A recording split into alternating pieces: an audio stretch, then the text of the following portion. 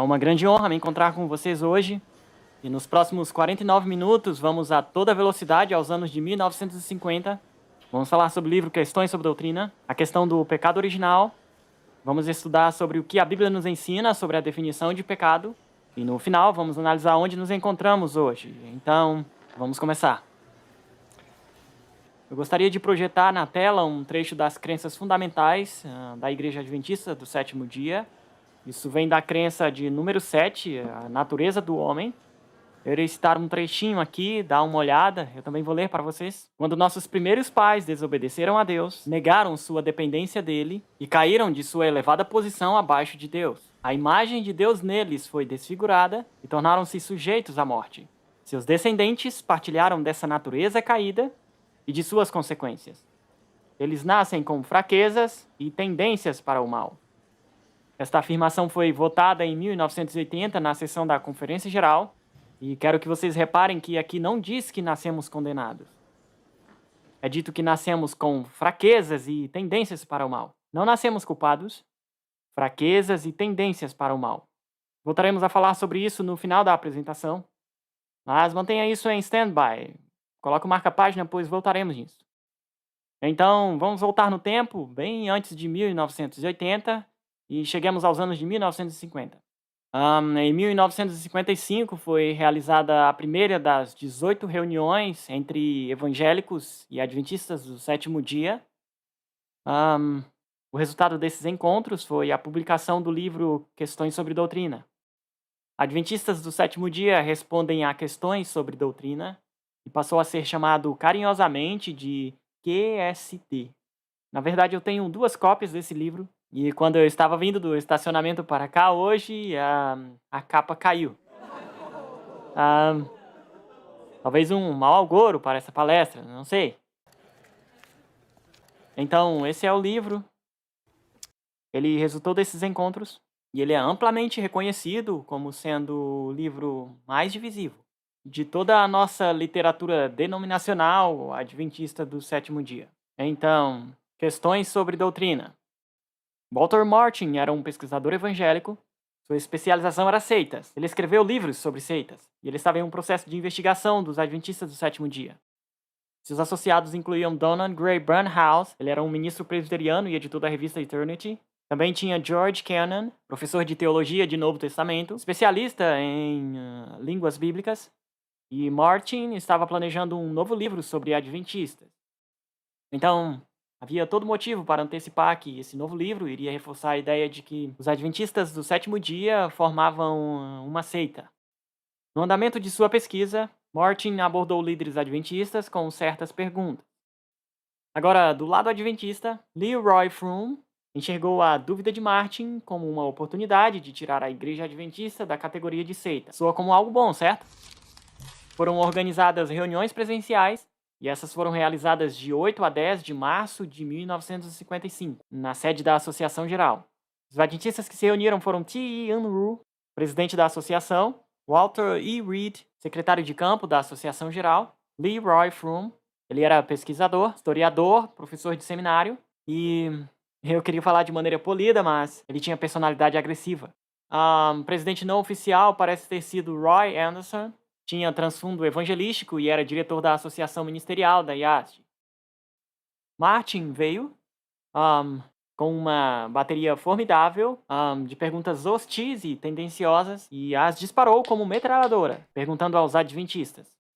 O que mais preocupava Martin e seu grupo era a questão sobre o ensino adventista sobre a natureza de Cristo. Essa era a sua grande preocupação. E um pouco disso era a preocupação sobre a divindade de Jesus. Será se ele realmente era Deus? Teve ele algum começo? E a primeira pergunta era a natureza de sua humanidade. Isso realmente incomodava o mundo evangélico. Assim, entre as perguntas mais direcionadas de Martin, estava essa questão da natureza de Cristo. E eu quero que vocês saibam que neste livro, ou o que sobrou dele, muito do conteúdo deste livro consiste das respostas dos adventistas a essas perguntas. Então, depois que Martin apresentou essas perguntas na primeira reunião, os adventistas compartilharam suas declarações cuidadosamente preparadas e voltaram e deram essas respostas. E sabe o que nesse material adventista pegou os evangélicos de surpresa? Todos decidiram que iriam compartilhar as perguntas e respostas por escrito no decorrer do restante das reuniões. Ao dia se findar, Martin e Cannon receberam uma pilha de livros para endossar as afirmações que os adventistas fizeram.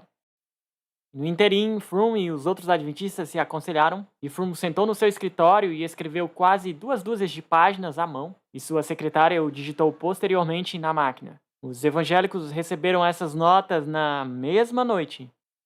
Eles voltaram ao seu hotel e vou lhes dizer o que aconteceu no próximo dia. Estou citando do livro de Julius Nunn. Ele, por sua vez, está se baseando em algum material de Roy Anderson.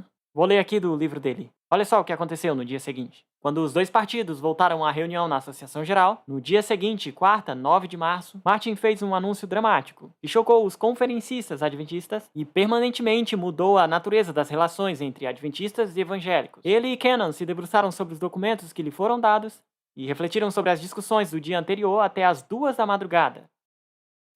Como resultado, eles concluíram que estavam errados em sua avaliação passada sobre o adventismo do sétimo dia. Martin disse, abre aspas, apesar de que não esperávamos que as coisas iriam resultar dessa forma, agora estamos preparados a dizer, vocês não são heréticos como pensávamos, mas irmãos redimidos em Cristo.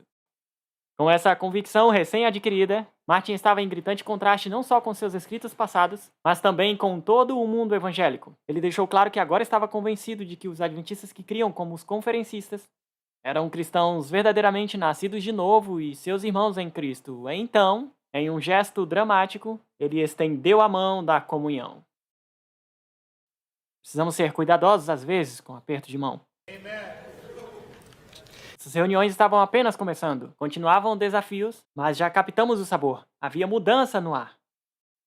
Nas semanas e meses que se seguiram, Froome escreveu numerosas cartas ao presidente da Associação Geral, Reuben Figur, abençoando esses desenvolvimentos. Ele insistia que os adventistas tinham que colocar o evangelho, abre aspas, o evangelho é compartilhado com o mundo evangélico, proeminentemente na apresentação da mensagem adventista.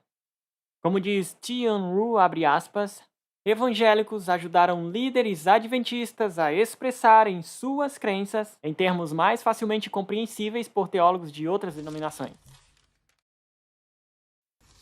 E Nunn diz o seguinte sobre as comunicações de Froome, abre aspas, Nunn diz, Froome implicava que muitos líderes adventistas apoiavam a ideia de uma natureza pecaminosa de Cristo sem entender todas as suas implicações, por causa de raciocínios teológicos imprecisos e falta de experiência em se comunicar com outros cristãos. Então, estou citando, foi assim que Froome adentrou em alguns traços essenciais do evangelho evangélico. Ele pensava que essas coisas eram corretas. Ele queria que adventistas expressassem os ensinamentos adventistas de forma que fosse facilmente compreendidos por outros cristãos. E então, eis as principais implicações sobre a humanidade de Jesus. No mundo evangélico, ele não deve ter uma humanidade caída. Expiação, a expiação tem que ter sido completada na cruz. Era isso que queriam ouvir e foi isso que ouviram. Junto com isso, inevitavelmente, acompanham as compreensões de pecado. A humanidade caída é por si mesma considerada culpada em muitas dessas compreensões de pecado. Esses eram pontos que Froome parecia ter adotado e aceitado, e ele urgentemente buscou que isso fosse promovido por adventistas pelos anos que se seguiram ao questões sobre doutrina, a esses encontros e a publicação do livro. Isso foi divulgado pela revista Ministry e outros recursos na Igreja Adventista, pressionando a ideia de que deveríamos fazer isso, e ministros adventistas recebiam uma contínua pressão para adotarem essa abordagem. Sabe o que é interessante? É que, teologicamente, esses adventistas estavam mais confusos. Se você ler Uma Bifurcação na Estrada, de Herbert Douglas, ele reitera esse ponto várias vezes e creio que ele esteja certo. Os adventistas não tinham um perfil de teólogos, mas os evangélicos sim. Você pode ter uma excelente compreensão de teologia, mas ainda assim ter uma teologia errada. Esses evangélicos tinham uma compreensão muito boa de como as peças se encaixam, como as doutrinas se encaixam. Mas do lado adventista, eles não eram peritos em teologia sistemática. Froome era brilhante em história, mas Froome não era um teólogo sistemático. Os evangélicos, por mais corrompida que estava sua compreensão, tinham mais noção de como todas essas ideias convergem. Martin sim via como as peças se encaixavam. Mas os adventistas estariam em uma posição interessante se adotassem certas posições de compreensão. Haveria outros pontos conectados com os primeiros, e eles podem não ser tão visíveis. Ou então eles são visíveis, mas se seguem em frente de qualquer maneira. Então isso é onde as coisas foram deixadas. Convidar esses evangélicos para ajudar-nos a compreender a nossa teologia foi um movimento perigoso, ao meu ver. Por que não explicamos nós mesmos a nossa teologia? A igreja pagaria caro porque o grupo adventista tinha confiança em sua própria competência. E isso é um risco para nós hoje. Froom, Reed e Anderson representavam a nova guarda. Esses eram os autores de QSD. Representavam a nova guarda, mas a nova guarda não estava à altura da tarefa. Por mais brilhantes que essas pessoas eram, não eram brilhantes o suficiente para isso. O teólogo sistemático mais consistente da igreja era M. Alan Andreasen. Ele tinha se aposentado pouco antes disso, e o grupo de Froom foi bem intencional em manter Andreasen fora da jogada. Também queriam manter Francis Nicole fora de cena. Froom disse que Nicole era incisivo demais, por isso não queria seu envolvimento. Portanto, aqui temos um pequeno grupo de homens forçando pesado para o processo se desenrolar. E a propósito, algumas pessoas representaram Andreasen como um pastor velho e irritadiço, mas Andreasen passou sua vida fazendo a obra adventista avançar. Ele não só era pastor, mas fora presidente de associações e faculdades. Ele se tornou o autor adventista mais lido da sua era. Seus livros são vendidos nos céus até hoje, livros fantásticos. O livro de Hebreus, seu livro de Hebreus foi lançado em 1948. Brilhante! E qual é o assunto de Hebreus? A expiação e a humanidade de Jesus. Ele tinha escrito esse livro pouco tempo atrás. Na última década de sua vida profissional, ele serviu como secretário de campo da Associação Geral. M. Alan Andreasen, o que tínhamos de melhor na teologia sistemática. Deixado de lado nesse momento crucial. Ele era um elo que ligava diferentes eras. Como jovem, Andreasen tinha conversado com Ellen White, mas os anos de 1950 marcaram um novo período perturbador para a Igreja Adventista. Assim, Andreasen foi deixado de lado neste momento. O resultado dessas conferências, que se iniciaram em 1955, foi o livro Questões sobre Doutrina. Há muita coisa boa a dizer sobre o livro QSD. É bem escrito, ajunta uma abundância de fontes históricas, é positivo, faz contribuições úteis de muitas maneiras, mas figura como a tentativa mais agressiva de revisão teológica que já foi feita na Igreja Adventista. Eu pensei bem nessa frase antes de dizê-la. A tentativa mais agressiva. Mesmo o ensinamento de Desmond Ford não teve um alcance tão vasto. Tentativas dramáticas foram feitas em QSD. QSD foi um fenômeno. QSD, na verdade, liberou o espaço de estacionamento. Desmond Ford, mais tarde, foi o primeiro a querer ocupar a vaga de estacionamento. QSD preparou o caminho. Bem, o que dizer sobre as mudanças em QSD? Há 3 áreas que se salientam. Uma delas é a expiação. Questões sobre Doutrina apresentou uma visão tendenciosa sobre o que os adventistas criam sobre a expiação. No livreto de Herbert Douglas, A Oportunidade do Século, ele escreveu isso. A ênfase geral contida nas declarações de QSD desnecessariamente lançou o centro gravitacional para a cruz, minimizando assim o papel igualmente essencial de Cristo no santuário celestial, mesmo que essa não fosse a intenção. E mais adiante, Douglas disse isso. Andreasen estava cansado do limitado evangelho calvinista, que focava no ministério expiatório de Cristo primariamente na cruz. Ele temia que o duplo foco adventista, no ministério expiatório de Cristo na cruz e no santuário celestial, estava sendo silenciado. Fecha aspas. Em minha estimativa, Andreasen estava absolutamente correto. Na mosca. E o que dizer sobre as preocupações de Andreasen? Eram elas válidas? Em 1956, Donald Gray Barnhouse, que participara das reuniões entre os adventistas nos encontros com Martin, ele respondeu uma carta de R.A. Griff, que tinha acabado de sair de uma associação na Austrália. Ele tinha sido um pastor adventista e, portanto, tinha saído da obra nessa época. E Barnhouse escreveu essa interessante resposta. Eu achei que seria de seu interesse. Aqui está o que disse o evangélico Barnhouse, que se encontrara com os adventistas. Aqui está o que ele diz em resposta a Griff. Ouça, toda a doutrina do santuário e do juízo investigativo sofreu uma remodelagem e reinterpretação na teologia adventista nos últimos poucos anos. E isso se encontra em um novo volume definitivo, e citou o título de QSD. Essas interpretações são claramente evidentes. Essa era a visão de Barnhouse. E o que dizer sobre Walter Martin? Em seu livro de 1965, O Reino das Seitas, Martin escreveu isso. O Adventismo de 1965 é diferente, não em poucos lugares, do Adventismo de 1845. E com essa mudança, a necessidade de reavaliação surge naturalmente.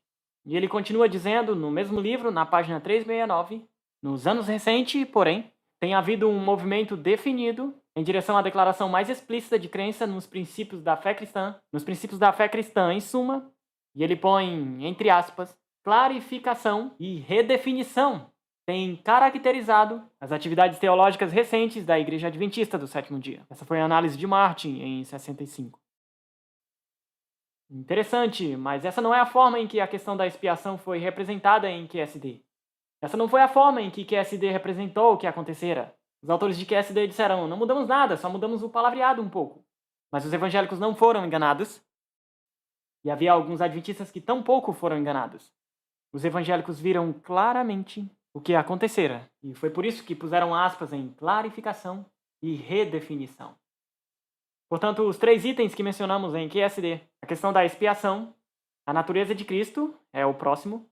Sobre a natureza de Cristo, o QSD tentou mudar a direção de nossa compreensão em 180 graus. Eu diria que esta declaração é válida. A tentativa de mudança era para longe de Jesus ter a natureza de Adão após a queda, para a concepção de Jesus ter a natureza de Adão antes da queda. Isso são 180 graus, não são? A peça central nessa tentativa de mudar a compreensão adventista da natureza de Cristo foi uma compilação de citações de Ellen White, arrancadas de seu contexto e moldada a dar um testemunho oposto. E isso foi publicado no apêndice no final deste maravilhoso livro aqui, QSD. Douglas se lembra disso no livreto A Oportunidade do Século, página 43 e 44. Como editor associado da Review and Herald, pude me dar ao luxo de pesquisar na magnífica biblioteca da editora. Eu comecei a ler o contexto de cada uma das citações do QSD, que parecia escolhida a dedo, por alguém que estava tentando enfatizar certo ponto de vista. Uma por uma, comecei a levar essas declarações a Kenneth Wood, redator-chefe, e ficamos estupefatos em admiração pelo notável desprezo do contexto. Esta coleção de citações recortadas, desde então, se tornou a fábrica de munição para professores, pastores e autores que se baseavam nesta coleção para sua compreensão da natureza humana de Cristo, falhando em entender o panorama geral. Fecha aspas. Então esses são os 2 dos 3 pontos. Há uma terceira área que é mais sutil, mas também representa um esforço significativo para efetuar as mudanças nas crenças adventistas. Escrito no QSD. Se trata da doutrina do pecado. Pecado. Edwin Zackerson, ex-professor de teologia adventista do Sétimo Dia, creio que ele não é mais adventista hoje, mas lecionou em alguns de nossos seminários. Zackerson comenta sobre Jeffrey Paxton. Aqui está o que ele diz, abre aspas. Jeffrey Paxton, um observador anglicano do adventismo, fez a assertiva de que na história da igreja, a doutrina do pecado original foi notória por sua ausência, e ele, Paxton, chamou o interesse contemporâneo nesse assunto de um incremento soteriológico dos anos de 1960. Vocês sabem que soteriologia é o ensinamento do que é salvação. Isso é soteriologia, eu sou um professor de soteriologia. É uma palavra técnica e aqui diríamos salvação. Paxton escreveu o livro O Abalo do Adventismo, um grande livro em sua época. Ele disse que essa questão de pecado constituiu um progresso soteriológico. Foi algo positivo, foi um progresso dos anos 60. Quando que QSD foi publicado? Em 57, foi divulgado o quanto pôde nos anos que se seguiram. Interessante. De fato, Zackerson continua escrevendo isso, sobre sua própria preocupação sobre Andreessen e a questão do pecado. Abre aspas. Nos anos 60, o presente escritor pesquisou os escritos publicados por M.L. Andreessen e um esforço de rastrear o efeito de sua rejeição do pecado original sobre sua posição sobre a natureza humana de Cristo. A pesquisa sugere que houve uma correlação direta entre suas próprias conclusões e suas objeções à Declaração Adventista de 57 sobre a natureza humana de Cristo no livro QSD, para apreciar o pecado além de sua verdadeira natureza. Isso está no livro Longings, de Zackerson, página 11. A noção de Zackerson de pecado, creio eu, está equivocada, mas ele corretamente enxerga a diferença entre as abordagens. Na contracapa do livro de Zackerson, ele faz a seguinte sugestão sobre pecado original, abre aspas. Conquanto não seja alegadamente parte da singularidade do adventismo, ele está falando sobre pecado original. Isso afeta praticamente todas as áreas de seu pensamento teológico. Portanto, creio eu que hoje precisamos dar uma olhada no próprio QSD. E nele vamos encontrar afirmações de que os autores de QSD teriam incorporar a doutrina do pecado original na teologia adventista. Isso infelizmente se confirma. Isso é uma das coisas que tentaram ou quiseram fazer no livro. Bem, é mais fácil levantar o livro só com a capa. Na página 383 deste livro, os autores de QSD, falando sobre Jesus, dizem o seguinte, e eu estou citando deste livro, abre aspas, ele foi sem pecado, não somente em sua conduta externa, mas em sua própria natureza. Sutil? Eles assumem aqui que nós temos pecado em nossa própria natureza. E eles isentam Jesus disso. Na verdade, eles usam exatamente esta palavra isenção. Talvez o pastor Purby vai falar sobre isso na próxima palestra. Mas fazendo isso, o que acabaram efetuando? Dizendo que Jesus era isento de nossa natureza, o que eles fizeram?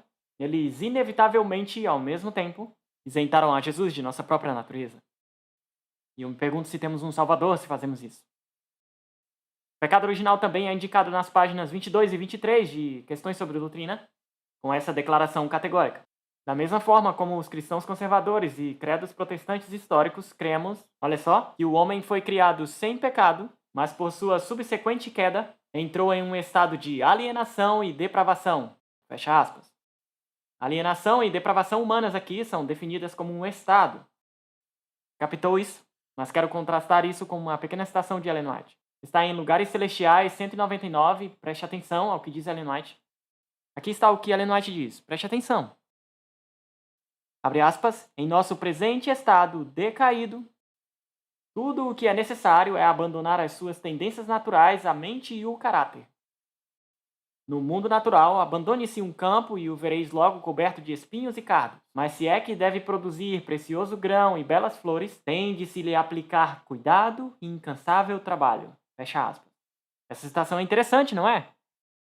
Em nosso presente estado decaído, tudo o que é necessário é abandonar as tendências naturais, a mente e o caráter. Então nós temos tendências naturais em nosso estado presente, e se nos rendermos a elas, sim, estaremos em uma situação triste, não é verdade? Mas ela não diz que somos culpados, não diz que é um estado de alienação. Vá lá e pesquise, você vai chegar à mesma conclusão. A descida a um estado de depravação e alienação é alcançada por nossas decisões. Você percebeu isso no texto? Você tem que se render a essa natureza. Mas deixar que a mente e o caráter sigam os ditames das tendências naturais, não sendo, mas escolhendo ser. É assim que alcançamos uma situação de pecado e culpa. Nós não nascemos culpados. Não nascemos alienados. Nascemos sim defeituosos. E nascemos prontos, com uma decisão, a nos tornarmos totalmente alienados. Mas não nascemos totalmente alienados. Ellen G. White nomeia a sua situação nesta citação um estado decaído, mas ela não o chama de estado de alienação. Pastor, você não está achando pelo em ovo? Quem me dera se fosse assim. Não acho que estou. Vamos nos aprofundar um pouco mais nessa questão do pecado original. Há alguns anos eu estava dando umas lidas, e isso tem sido muito útil, no Centro de Herança Adventista, em Loma Linda, e eis que me deparo com um rascunho pré-manuscrito de questões sobre doutrina.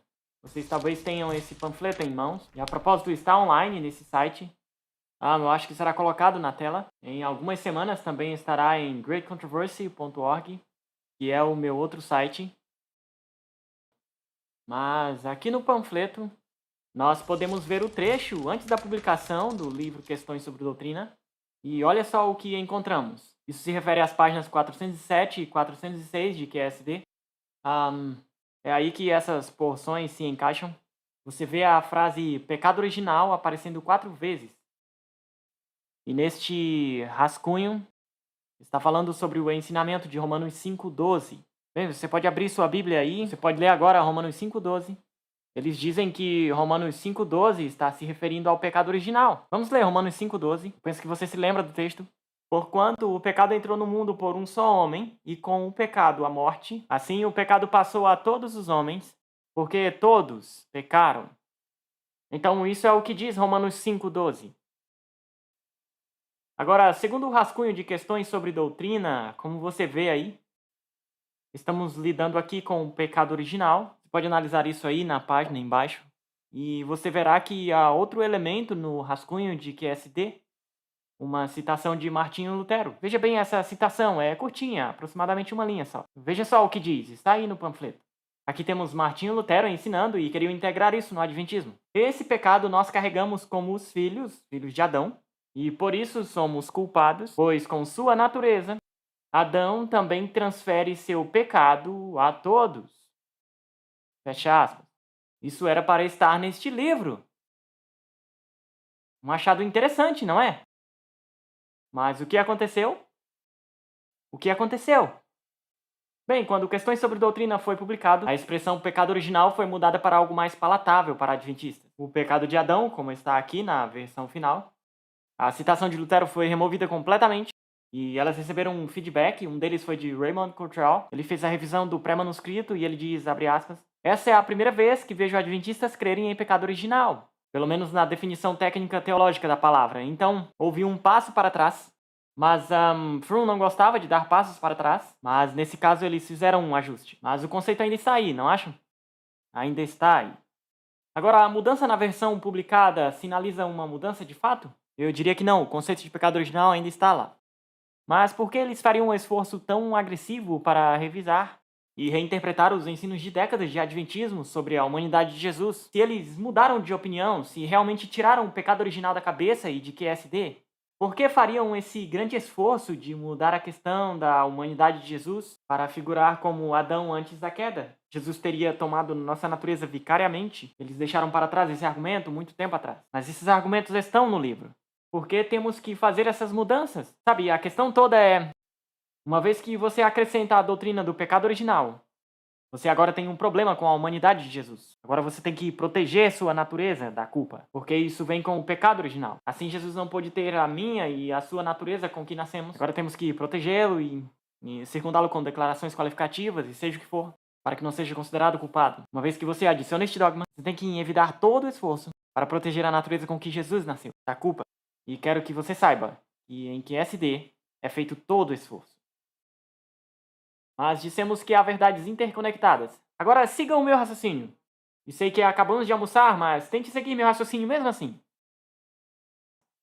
Dizemos que essas verdades estão interconectadas. A natureza humana de Jesus é só uma pedrinha teológica de dominó a cair. Uma vez que esse dogma é erigido ao redor de Jesus, outra mudança acontece. Jesus era antes tanto o nosso exemplo como o nosso substituto, certo?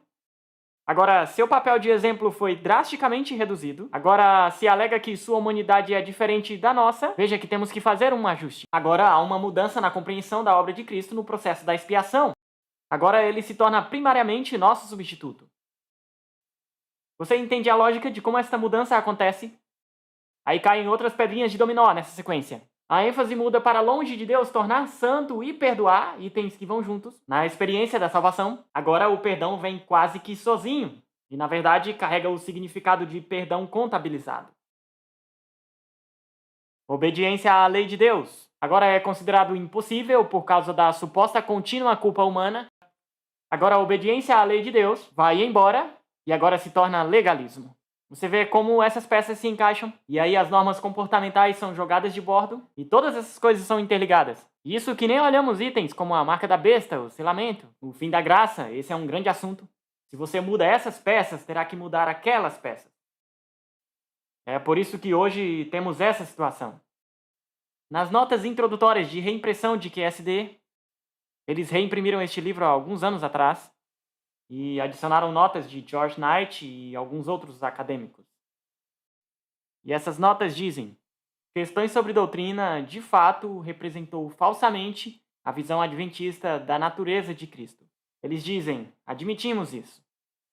E isso é bom para nós, não é? Mas também diz sobre o tema da expiação que Andreasen e os autores de QSD, na verdade, estavam de acordo, ou seja, estavam brigando sobre semântica. Bem, mas nós vemos como essas peças se encaixam, não é? Você muda a natureza humana de Cristo, você muda a expiação. Você muda a expiação, terá que mudar a definição de pecado. Todas essas peças se encaixam num todo. Você não pode mudar um item só e achar que tudo estará bem. Todos eles estão interligados. Bem, nós temos essas mudanças e são mudanças que de fato ocorreram. Agora, Emil Andreessen e os autores de QSD não estavam em acordo. Mas o ensino bíblico sobre a expiação e a natureza humana de Cristo estão intimamente integrados. E não sei se você já reparou, mas todos os principais textos do Novo Testamento, que lidam com a natureza de Cristo, falam sobre a expiação. Já reparou isso? Dê uma olhada. Pense nesses textos. Veja aí. Romanos 8. Ouvimos de manhã, glória ao Senhor. Hebreus 2, Filipenses 2, Hebreus 4. Todos esses textos nos levam à humanidade de Jesus como nosso Salvador e à expiação que Jesus realiza. Todos eles se encaixam. Se você puxar o tapete de um, puxa o tapete de outro. Então, se você reajustar um, as mudanças nos outros dois estão logicamente incluídas. Você não pode fazer essa mudança. Os autores de QSD tiveram que modificar todos os três. Do contrário, seu sistema teológico seria instável. Quero que você pense sobre isso por um minuto. Você esteve em uma livraria nossa recentemente? Há livros lá que ensinam coisas de igreja emergente e, logo ao lado, o grande conflito de Ellen White. Amigos, estamos falando de instabilidade teológica. É isso que está acontecendo. E parte disso é devido a QSD. Seria a modificação da doutrina adventista completa em QSD? Não. Algumas mudanças nessas doutrinas não foram realizadas completamente, mas não poderia ter sido diferente. Lembre-se que QSD teve que ultrapassar o escrutínio de líderes, teria que ter a aprovação deles, e as mudanças tinham que ser leves para receber a aprovação, mas tinham que ser dramáticas o suficiente para convencer os evangélicos. Então foi um toma lá da cá. Então essas doutrinas não estão completamente mudadas em QSD, mas fizeram uma boa tentativa. Isso não torna o QSD nem um pouco menos nefasto, certo? Sim, hoje chamo o QSD nefasto. Talvez bem intencionado, mas ao mesmo tempo nefasto. Muitos têm pensado que a Bíblia ensina o pecado original, mas quero que você enxergue que o ensinamento do pecado original foi desenvolvido plenamente entre o segundo e o quarto século, depois do Novo Testamento. E o bispo de Hipona, Agostinho, ele é o que basicamente desenvolveu isso, ele juntou as peças. O coração dessa falsa noção, acho que vocês já sabem disso, é que como humanos caídos, nascemos culpados. Tudo se resume nisso. Involuntariamente, nascemos e somos quem somos, em essência, pecado. Nós estamos pecando o tempo todo. No sábado, você não está guardando o sábado. É o santo dia do Senhor, mas você está pecando todo dia e toda hora. Por quê? Porque está respirando? Sim. Então se diz que estávamos em Adão, quando ele pecou. Assim, nascemos culpados do pecado de Adão. Nós vimos a citação de Lutero. E mesmo antes de ter feito uma decisão intencional, moralmente informada, disse que somos culpados pelo pecado de outra pessoa. Será que isso causa alguma dúvida sobre se Deus é justo ou não? Penso que sim. Assim, sendo culpada, a criança está condenada. Caso ela morresse antes de ser batizada, o que aconteceria com o bebezinho? Ele estaria perdido. E é por isso que os católicos são muito zelosos quanto ao batismo infantil, de batizar os pequeninos bebês e rápido, porque não queremos que o bebê se perca. Eu me simpatizo com isso. Mas eu não acredito que bebês nascem com um caráter pecaminoso. Um pregador adventista que escutei recentemente disse que bebês, na verdade, quando nascem, são pequenos Hitlers. Eu não creio nisso. No pior dos seus dias, esse pequenino não é um pequeno Hitler. Esse bebê nasce com a natureza defeituosa, Ellen White chama isso de estado decaído, mas esse bebê não nasce alienado de Deus, e Deus quer atrair as criancinhas a ele, mas não por batismo infantil. Não adicionemos isso à igreja. Então, uma vez que introduzimos a doutrina do pecado original, temos que proteger a humanidade de Jesus. E já falamos sobre isso. Bem, estudamos um pouco sobre pecado original, estudemos nossas Bíblias, vejamos o que a Bíblia diz sobre pecado. Que tal? Vamos fazer isso? Então vamos para Gênesis 4. Eu avisei a vocês que iríamos avançar rápido. Penso que você conhece a história, Gênesis 4, versos 6 e 7. Caim e Abel ofereceram seus sacrifícios. Deus aceita a oferta de Abel, mas rejeita a oferta de Caim. Caim fica muito bravo, então Deus roga a Caim a fazer o bem para ser aceito. Deus adverte, aqui está a citação, Gênesis 4, verso 7. Porém, se não fizeres bem, eis que o pecado bate à porta, e seu desejo é para você. Aqui na minha versão diz, seu desejo é para você, mas você tem que dominar sobre ele. Então aqui está um dos primeiros ensinamentos-chave da Bíblia sobre pecado. Caim e Abel tinham natureza caída ou não caída? Será que Deus sabia disso ou ele se esqueceu? Deus sabia disso. O que Deus disse a Caim? Ei, você com a natureza caída que quer matar seu irmão. Pare. Pare agora. O pecado é como um animal predador, está pronto para te pegar. Deus disse, pare, você tem que superá-lo. Você conhece o resto da história, não é? Ele se levantou e feriu seu irmão. Caim está na encruzilhada, ele está a ponto de pecar. Mas Deus diz, você tem que dominar sobre o pecado. A lição sobre o pecado aqui é abundantemente clara. Caim foi criado logo em frente ao jardim. Ele conhecia os requerimentos de Deus. A expectativa de Deus, mesmo para homens e mulheres caídos, é que eles se controlem. E quando Deus falou a Caim, você não pensa que foi Jesus? Será que não foi o nosso Senhor Jesus falando a Caim, dizendo, ei, pare agora, não acaricie esse pensamento, não fique pensando nisso. Mas Caim não respondeu à voz de Jesus. E então matou seu irmão. A Bíblia ensina, o pecado tem que ser vencido. Avancemos, Deuteronômio 24:16. Deuteronômio, novamente, ainda estamos em Moisés. Deuteronômio 24:16. Outro texto essencial para compreender o pecado. Aqui está, vamos ler direto o verso. Os pais não terão que morrer por seus filhos, nem os filhos terão que morrer por seus pais. Cada um será morto por seus próprios pecados.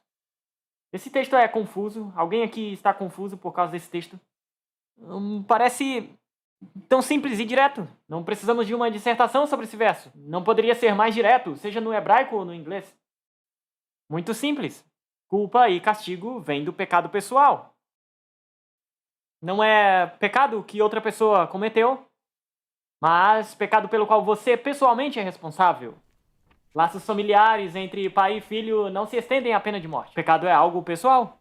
Mas avancemos. Ezequiel 18. Nós poderíamos estudar todo esse capítulo com grande proveito, mas o relógio iria estragar o prazer. Então, temos algumas linhas somente de Ezequiel, verso 20 a 22. Ezequiel 18. A pessoa que pecar, essa morrerá. O filho não levará a punição pela iniquidade do pai, nem o pai carregará a punição pela iniquidade do filho. A justiça do justo recairá sobre ele mesmo, e a maldade do iníquo recairá sobre ele mesmo. Mas se o iníquo se voltar de todos os seus pecados que cometeu, e observar todos os meus estatutos e praticar a justiça e o direito, ele certamente viverá. Ele não morrerá. Todas as transgressões que ele cometeu não serão lembradas contra ele.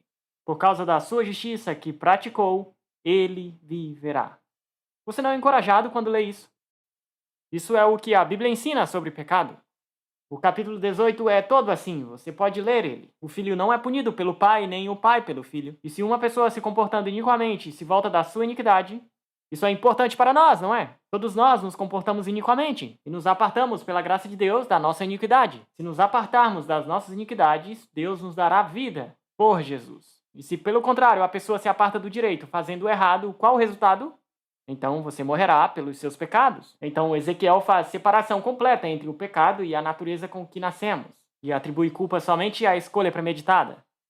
Agora vá direto a Salmo 51.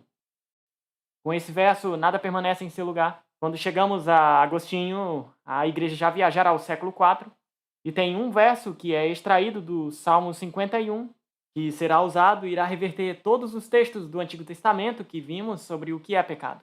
Salmo 51, vamos esquecer tudo de Gênesis 4, 6 a 7, e vamos ampliar tudo sobre o Salmo 51. Só veremos um verso, Salmo 51, verso 5. Eis o que diz ali. Eis que fui gerado em iniquidade, e em pecado minha mãe me concebeu. Este é o texto-chave do Antigo Testamento para a doutrina do pecado original. Este aqui. Esse verso é interpretado significando que Davi nasceu em pecado, e que ele e nós nascemos pecadores, nós nascemos culpados, mesmo no primeiro momento da fecundação estamos em pecado. Suponho que somos pequenos Hitlers. Mas tem muito escrito no primeiro salmo, exatamente contradizendo a ideia do pecado original. Você já viu? Veja lá, agora mesmo. Veja o verso 1. O pecado pode ser apagado, o pecado pode ser inteiramente removido. Você pode fazer isso? Não. Eu posso fazer isso? Não. Jesus pode? Sim. O crente pode ser lavado inteiramente, verso 2. Ele pode ser limpado do pecado. O pecado pode ser purificado, verso 7. Ele pode ser limpado, lavado e tornado mais alvo que a neve. O que significa mais alvo que a neve? Davi diz no verso 9 que Deus pode apagar. Ele pode apagar quantas das iniquidades? Todas as minhas iniquidades. Ele pode possuir em si mesmo um coração puro, recriado por Deus. Veja quão enfático isso é. Não só me lavar, mas lavar completamente. Não só alvejar, mas tornar mais alvo que a neve. Não só apagar minhas iniquidades, mas apagar todas as minhas iniquidades, Jesus. E Ele é fiel e justo para nos perdoar os pecados e nos purificar de toda injustiça. Agora reconsidere essa linha cuidadosamente selecionada, arrancada de seu contexto. E eis que eu fui gerado em iniquidade e em pecado minha mãe me concebeu. O que isso significa? Qual é a essência desse verso 5? Porque esse é o texto-chave, temos que pensar sobre ele. Estaria esse verso falando sobre um pecado em seus pais? Um pecado na sua mãe? Ou seria essa uma citação poética, enfática, onde Davi olha para toda a sua vida e ele vê suas falhas no colorido mais escuro? Ou seria uma declaração sobre nascer para dentro de uma situação decaída? A declaração então seria lida assim: todos nós nascemos do lado de fora do jardim, todos nós nascemos de pais que exercitaram seu livre-arbítrio em rebelião contra Deus. Somos parte de um ambiente impactado pelo pecado, é verdade, certo? Todos estamos sob o risco de sermos mortos ou atropelados por um bêbado no semáforo, ou de pisar em uma agulha infectada por hepatite C, ou sermos filmados por uma câmera secreta. Esses riscos estão aí. Eu acrescentei essa da câmera secreta. Só nos tornamos culpados quando pecamos. Não é Adão, não é a mãe de Davi.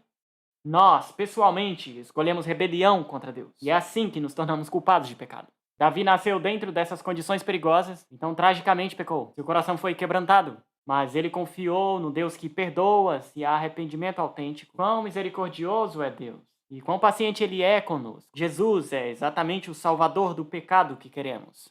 Mas agora vamos avante ao Novo Testamento, Romanos 3, siga em frente. É interessante, em Romanos 3, alguns dizem que temos uma nova doutrina de pecado aqui. Se trata de uma nova revelação crescente. Teríamos uma definição de pecado expandida em Romanos 3. Mas o que é interessante é por que Paulo nunca cita o Salmo 51? Já reparou isso? Esse seria o texto-chave, Salmo 51. Formado em iniquidade, acabamos de ler. Paulo, de certo, cita esse verso 5 ou 6 vezes. Não, ele não cita uma única vez. Está completamente ausente. Nunca, eu creio, nunca cruzou pela mente de Paulo, porque o Espírito Santo não quis que entendêssemos o Salmo 51 dessa forma. Por isso nunca inspirou Paulo a pensar dessa maneira. Isso faz sentido para você? Então, se olharmos Romanos 3, verso 9, Paulo diz, abre aspas, já provamos antes que tanto judeus como os gentios, todos estão debaixo do pecado.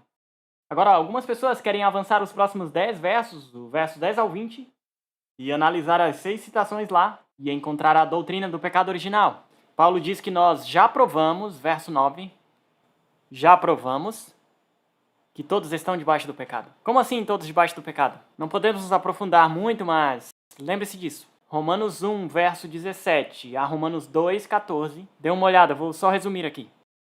É assim. Os gentios sabem que há um Deus e que estão operando em um ambiente carregado pelo pecado. Esse é o argumento de Paulo.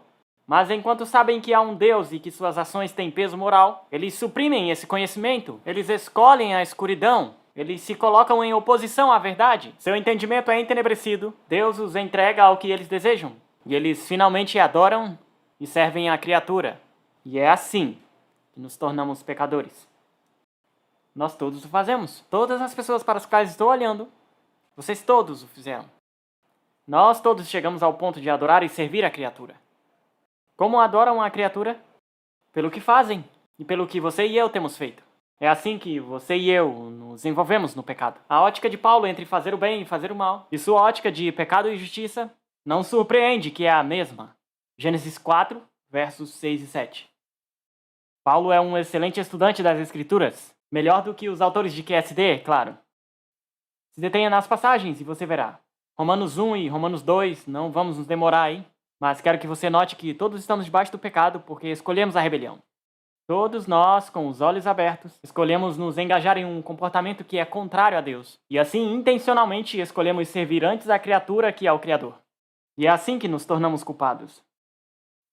É assim que acontece. Não precisamos da ajuda de Adão. Nós o fizemos inteiramente por conta própria. Poderíamos passar bastante tempo lendo as citações em Romanos 3, 10 a 20. Eu vou pular isso. Mas pode conferir, é um estudo interessante. Há meia dúzia de citações lá. Você pode conferir nas referências cruzadas e encontrar todos os salmos e livros citados.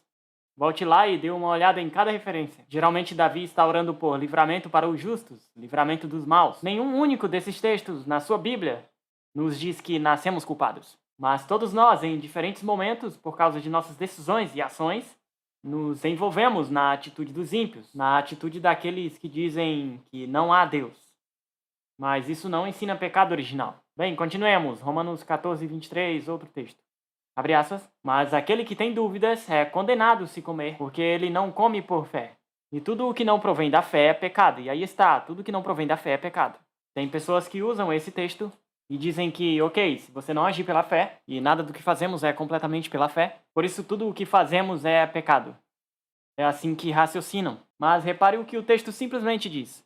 Cada pessoa é responsável por executar a fé que tem. Cada um também tem a responsabilidade de se portar de tal forma que não enfraqueça a fé de seu irmão. Cada ação na qual uma pessoa se engaja, e não surge de fidelidade para com a vontade de Deus e a consciência pessoal, essas são decisões pecaminosas. Nossas ações, na verdade, sempre são ações de fé ou ações de pecado. Precisamos nos lembrar disso, seja como for que agir. Precisamos agir pela fé em Jesus. Todas as nossas ações têm escolhas por detrás delas. Você pode estar pensando, bem, ele está se referindo às ações exteriores. Não, não estou. Há ações externas e há ações mentais. Você não pode ler a minha mente, mas se eu roubar, você pode ver. Mas se eu cobiçar, você não poderá ver. A cobiça é uma decisão, uma ação mental. Todos os pecados são decisões intencionais, quer sejam visíveis, quer estejam por trás da pele. Assim sendo, eu quero que todas as minhas ações sejam ações que fluam da minha fé em Jesus Cristo. Efésios 2, 3, ainda estamos dando o giro. Nesta passagem, Paulo está descrevendo o comportamento pré-conversão daqueles que mais tarde se tornaram crentes. Antes da conversão, essas pessoas agiam satisfazendo suas paixões. E Efésios 2:3 diz que, por natureza, fala sobre os filhos da ira. Lembras desse texto? Aliás, esse verso também é usado em QSD para provar que nascemos culpados. Mas preste bem atenção nesse texto de Efésios 2:3. Alguns tomam este verso para mostrar que nascemos culpados, mas ninguém é condenado à parte da decisão pessoal nas Escrituras. Pense nisso, veja lá Efésios 2:1. Estavam mortos em quê? O que diz lá? Em suas ofensas e pecados, nos quais no passado eles andaram. Não no pecado de Adão, em seus próprios pecados. Você vê como isso funciona? O verso 3 deixa claro que se refere a ações escolhidas e intencionais. Costumavam ceder a esses desejos, costumavam viver neles. Nós somos esses, costumávamos viver assim, mas nos convertemos pela graça de Deus. Há uma frase parecida em Efésios 5:6 e Colossenses 3:6. Nesses dois lugares, a Bíblia fala sobre os filhos da desobediência. Isso já o soluciona. Qual o problema ali? Desobediência, ação premeditada. A ira de Deus vem sobre os filhos da desobediência. Primeiro vem a escolha de desobedecer, depois, em consequência, a ira de Deus. Os que estão envolvidos na desobediência não têm participação no reino de Deus. O comportamento pecaminoso tem que mudar e só pode mudar pelo poder de Deus. Próximo da fila, Tiago 1, 13, 14 e 15. Que homem algum, ao ser tentado, diga, por Deus sou tentado. Porque Deus não pode ser tentado pelo mal e a ninguém tenta. Mas cada homem é tentado quando atraído e seduzido pela sua própria concupiscência. Depois, havendo a concupiscência concebido, gera o pecado. E o pecado, sendo consumado, gera a morte. Bem, Deus não tem mal nenhum nele e não pode ser tentado pelo mal. Nem tampouco Deus tenta alguém. Aprendemos isso do texto. Então, como vem a tentação? Está bem explicado aqui no texto. Surge quando uma pessoa permite que suas afeições sejam colocadas em coisas proibidas. Então, dedicado ao seu desejo mal colocado, com efeito, ele tenta a si mesmo. E é assim, realmente, que todos nós pecamos. Nós escolhemos desejar as coisas erradas. Nós nos tornamos nossos próprios tentadores. O diabo dá o pontapé inicial, mas nós nos tornamos seus assistentes. Então, para transitar em não pecar e pecar é um processo, é uma série de decisões. Segundo o texto, primeiro há a concupiscência e o desejo errado. Quando o desejo errado é nutrido, ele se torna forte e o coração o abraça. Escolhe o mal, então há uma decisão para pecar. E o pecado, quando alcança a maturidade, causa a morte. O desejo errado por si só não é pecado. Há um processo de se amarrar ao desejo errado. Se você o escolhe, se você brinca com ele, se continuar brincando com ele, é como a cola que endurece. A tentação por si só não é pecado. Quando pensamentos errados começam em nossa mente, podem ser rejeitados. Realmente podem. Podemos escolher não fazer isso. Eu quero que ouça essa nota de encorajamento de Ellen White. Vou mencionar a referência 2 vezes. The Solvan Watchman, 19 de fevereiro de 1907. Abre aspas. Se não quisermos cometer pecado, e não é esse o desejo do nosso coração, temos que repeli-lo em seu início.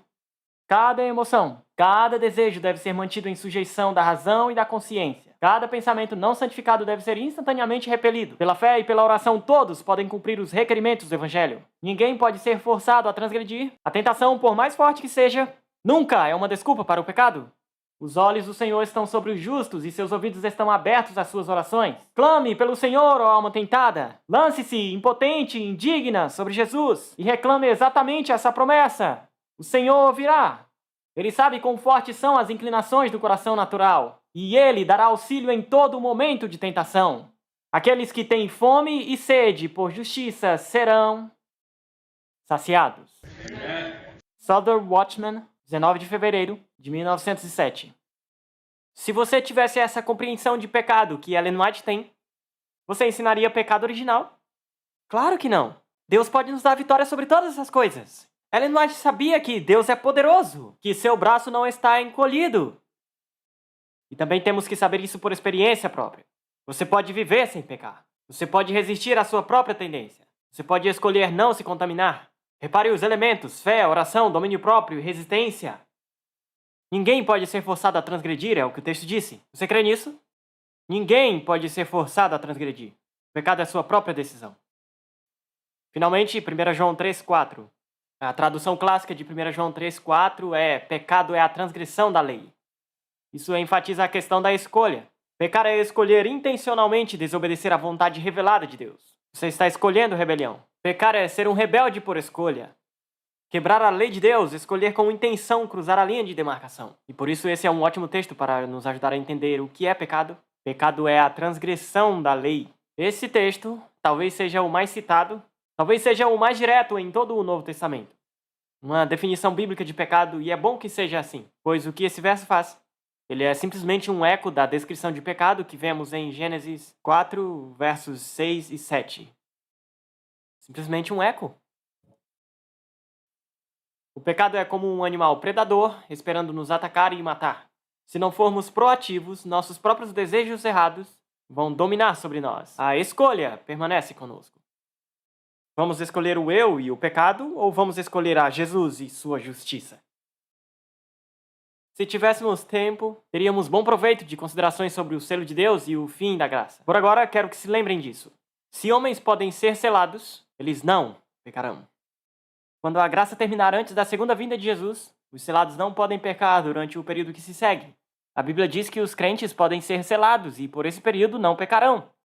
Mas se o pecado é uma parte essencial da natureza humana, se somos culpados por nossa natureza caída, não tendo tido escolha em nascer com ela, o crente nunca poderia ser selado e não poderia ser guardado de pecar depois do encerramento da graça. Se a doutrina de pecado e expiação tivessem sido introduzidas em QSD corretamente, nossa compreensão dos componentes do fim do tempo teria que ser modificada.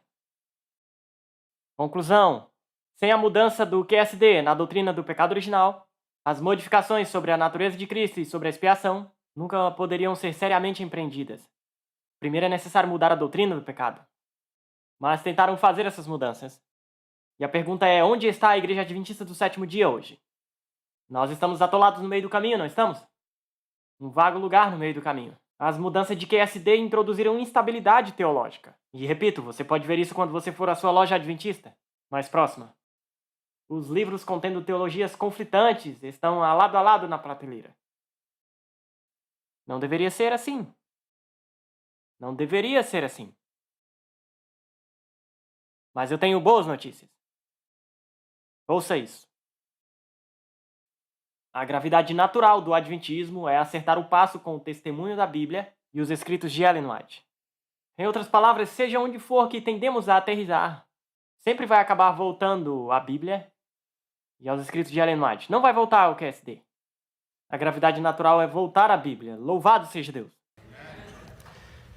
Veja, com o passar do tempo as coisas mudam. E em 1957 estavam empolgados com essas mudanças nesse livro novo e maravilhoso. Bem, o que finalmente acontece, porém? Podemos não ter reparado nisso e provavelmente é um fato não apreciado. Mas quero que saiba que, por causa dessa gravidade da qual estamos falando, a igreja se estabeleceu na compreensão de pecado mantida antes da publicação de QSD. Você se lembra que eu mencionei um trecho das nossas crenças fundamentais atuais no começo da palestra hoje?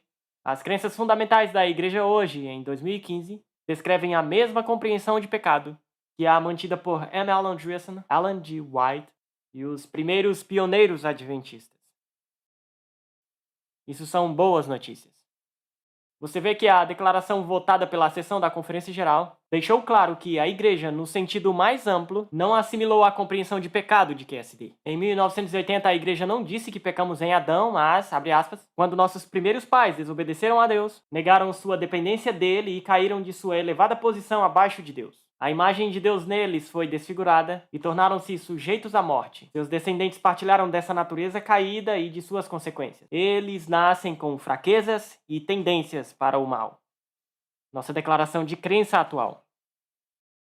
A rejeição por parte da Igreja da tentativa de mudança teológica mais significativa de QSD prevê o eventual abandono dos outros pontos de vista, as mudanças na natureza de Cristo e as mudanças na expiação.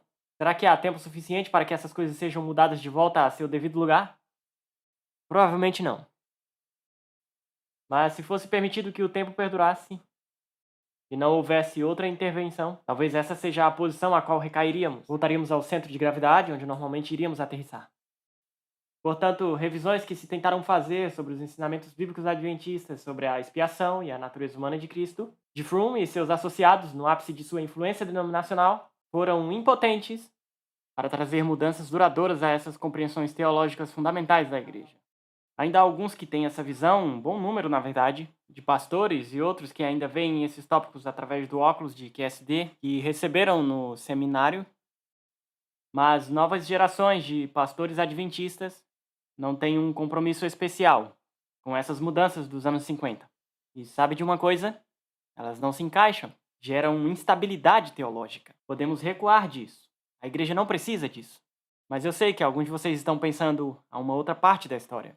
E muitos o sabem por experiência, a uma outra parte na história. Muitos de vocês foram tratados rudemente por colegas meus, pastores, e por outros que abraçaram a causa de ensinar o pacote teológico de QSD.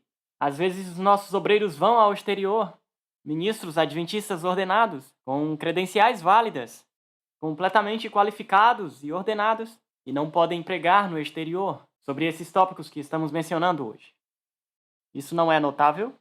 É a crença oficial da Igreja sobre a doutrina do pecado. Mas você não pode pregá-la em certas partes desse mundo. Na Igreja Adventista. Exatamente no lugar onde Deus quer que seja apresentada. Alguns têm sido tratados mal. Alguns, por serem fiéis a visões pré-QSD, foram impedidos de passar a lição, impedidos de pregar do púlpito, ou convidados a se retirar do cargo de ancião. Alguns foram tratados pior que isso. Através das décadas de meu ministério, eu recebi literalmente centenas de comunicados de pessoas tentando ser fiéis ao adventismo que ouviram na igreja, aquele adventismo que estava lá, mas que foram maltratados ou marginalizados porque o seu ponto de vista não é o atual. E eu lamento ouvir essas queixas, eu sei de várias delas. Mas eu tenho uma mensagem para você. Se isso acontece contigo, anime-se. A visão de pecado de QSD, a natureza de Cristo e a expiação. Essas visões de QSD são teologicamente instáveis. Todos esses três elementos têm que estar em seu lugar para a teologia segurar. Todas essas três partes estão fora de lugar em QSD. E essa teologia está se desdobrando hoje. Este é o lugar onde estamos. Revisamos os anos 50, falamos de QSD, falamos do que a Bíblia ensina sobre o pecado. Estivemos engajados no estudo dessas coisas e onde estamos hoje, e a conclusão é a seguinte: já que a compreensão da igreja sobre o pecado não mudou, como realmente não mudou, a Igreja de Deus está livre hoje para levar a verdadeira compreensão, o verdadeiro perfil bíblico do Adventismo. Estamos livres para tomá-lo e levá-lo ao mundo e fazê-lo hoje. Vai esperar para outra pessoa se juntar? Não. Não espere. Suba no ônibus e vá a fundo. Essa mensagem tem que ir a toda raça, tribo, língua e povo, e pela graça de Deus ela irá.